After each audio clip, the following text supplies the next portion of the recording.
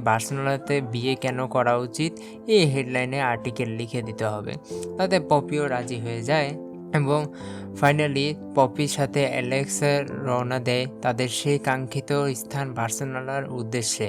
হোটেলে উঠে তারা সব গোছগাছ করার সময় সিন আবারও ফ্ল্যাশব্যাকে ঠিক 6 সামার আগে চলে যায়, যেখানে তারা ঘুরতে বের হয় সেই শহরের সৌন্দর্য উপভোগ করার জন্য।